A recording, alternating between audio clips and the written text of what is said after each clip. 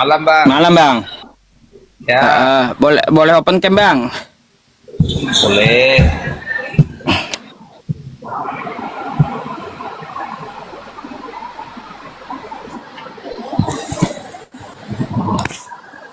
Ya, Nah, kayaknya pernah ketemu saya sama abang ini.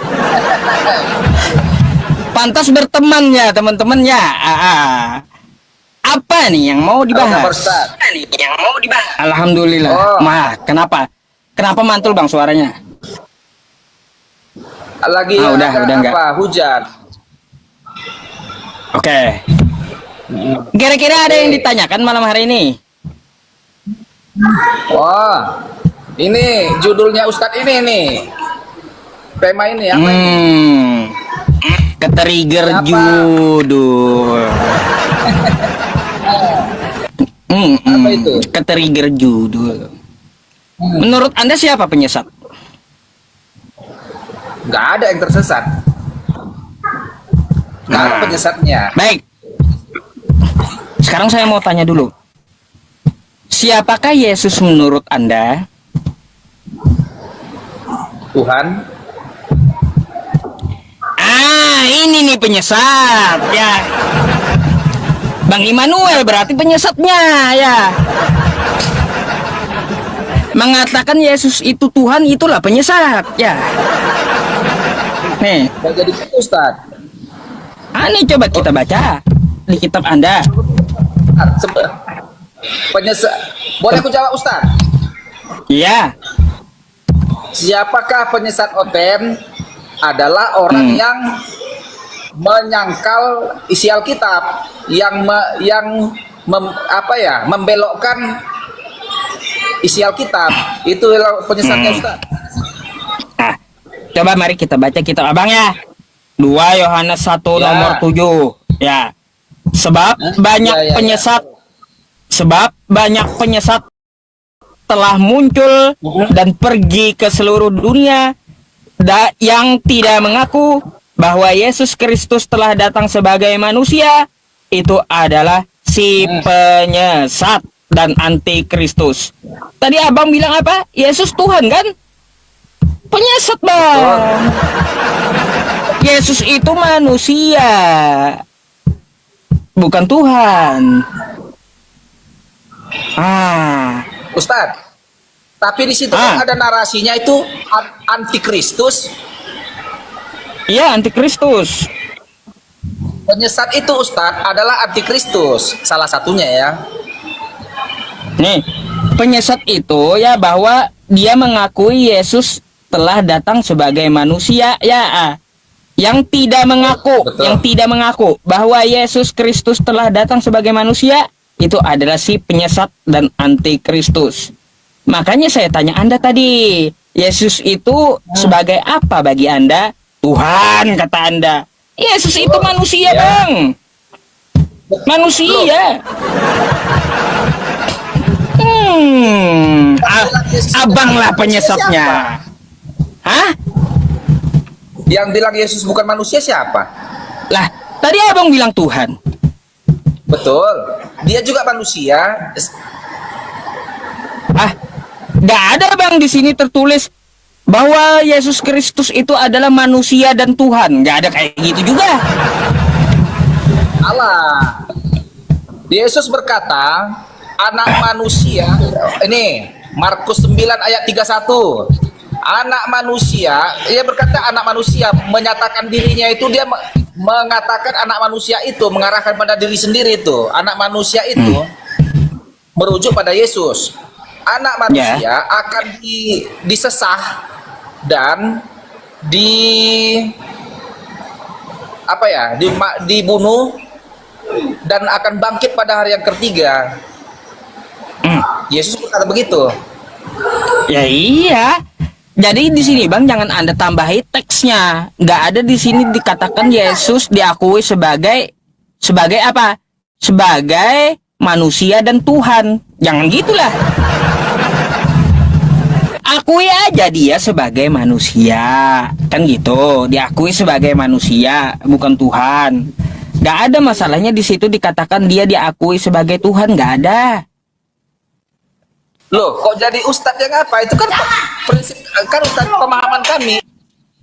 Hmm? Itu kan iman kami, ustadz. Ya tahu, itu iman abang saya tahu gitu. Tapi sesuaikan dengan yang tertulis. Masa Anda beriman tapi menabrak kitab Anda sendiri? Kan aneh. Salah, ustadz. Yang tertulis itu pun, ustadz, nggak semena-mena diartikan begitu-begitu. Jadi seperti pemahaman ustadz itu salah itu. Oh,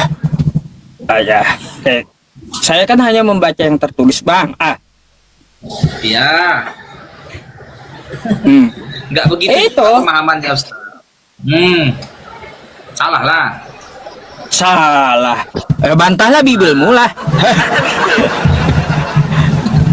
Iya, bantahlah Bibelmu sendiri. Jangan bantah saya. Apa? Silakan. Saya bantah. Orang salah ustadznya ya harus saya bantah, ustadz. Eh, silakan. Boleh saya tanya, ustadz? Apa? Gantian Oke. boleh.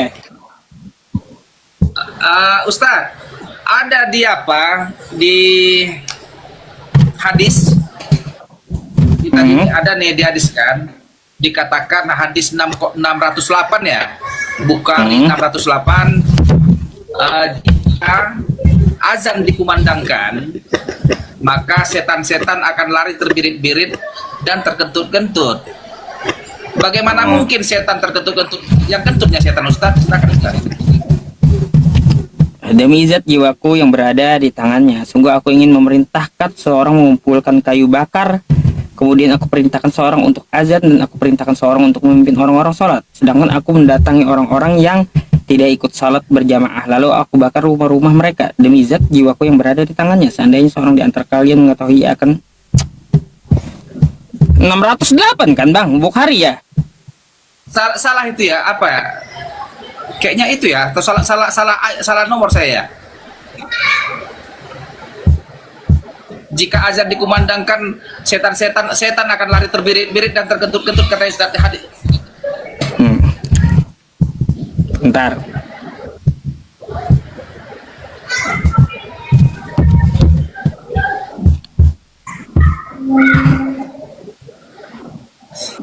Ya, hadis sahih betul.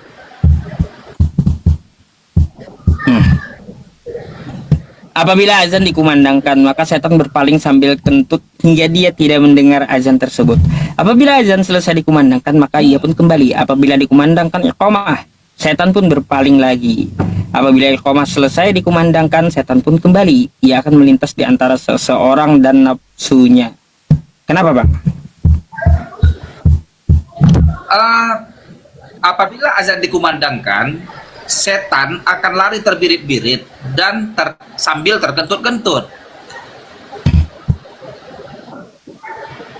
Terus? Pertanyaannya, kok bisa begitu? Kenapa bisa begitu narasinya? Apakah setan ini, apa setan itu kentut? Bukan seperti itu maksudnya, Bang. Itu maksudnya keutamaan mendengarkan azan. Itu hadisnya. Bukan gitu. Narasi Iya. itu, Ustaz.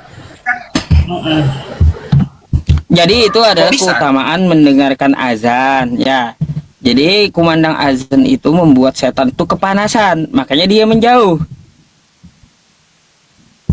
Oke? Lari terbirit-birit itu kan gerakan fisiknya itu lari kan, karena artinya saya punya kaki, dia lari terbirit-birit, dan kalau terkentut-kentut kan biologisnya itu di perut, asam lambung. Gini, Bang. Artinya ada Gini, gas. Bang. Bang, fisik kita dengan fisik jin kan itu beda. Kan kayak gitu. Jin kan Oh, iya. abstrak, dia tidak kelihatan, gaib. Kalau kita kan ada kaki, ada pantat yang bisa kentut. Nah, itu adalah sebuah apa? Sebuah kosakata yang agar kita dapat memahaminya dengan mudah gitu. Cuma itu. Jadi itu menceritakan tentang masalah keutamaan mendengarkan azan. Apakah jin bisa bersetubuh? Lah, Apakah beda jin dengan tahu? fisik kita, Bang. Beda dengan fisik kita. Bagaimana caranya? Saya bukan jin. Yang dapat mengetahui jin adalah golongan jin, kan gitu. Ustaz,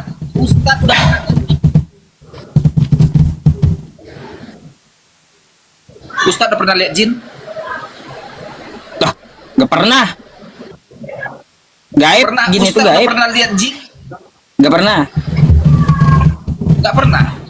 Nggak pernah. Lantas mana jin itu? Nah, jin itu ada, Bang. Cuma mata saya ini nggak bisa menembus ke alam gaib. Jin itu gaib dia sifatnya.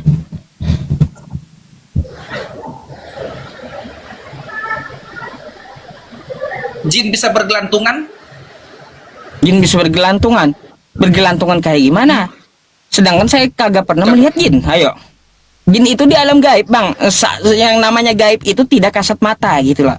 Dimensinya beda. Contoh gini. Ini mohon maaf dulu Ustadz ya. Terkadang ada narasi-narasi yang kurang masuk akal. Contoh lah ya. Di jenggot katanya bergelantungan bidadari. Emang ada fisiknya jenggot ini punya tangan dia bergelantungan kayak gini. Habis itu kalau kita di lubang hidung harus dibersihkan karena di lubang hidung tuh pagi-pagi membersihkan dari setan. Contoh, kok bisa begitu? Kok bisa Bang. setan ada di hidung? Bang, kalau hadis doib ya boleh kita amalkan ya, hanya untuk motivasi gitu. Itu doib Hadis yang lemah, doib lemah. lemah. Kok bisa? Tapi Bukhari yang nulis. Jadi Bang ya tentang masalah hal itu ya contoh setan bergelantungan atau jin begini begitu ya, dia beda Bisa dengan gitu. kita. Beda dengan kita, fisiknya itu beda dengan kita ya. Kita ini sempurna, sedangkan jin itu gaib gitu. Yang dapat mengetahui jin ya maka adalah golongan jin. Saya karena bukan jin ya maka saya nggak tahu bagaimana bentuk jin kan gitu. Karena saya bukan jin, saya manusia kan kayak gitu loh Bang ya. Jadi seperti itu. Apakah jin itu roh? Jin roh. Apakah Bukan jin roh? iya jin Bang. Jenis apa? Begini, dari unsur apa jin itu? Jin itu diciptakan dari api.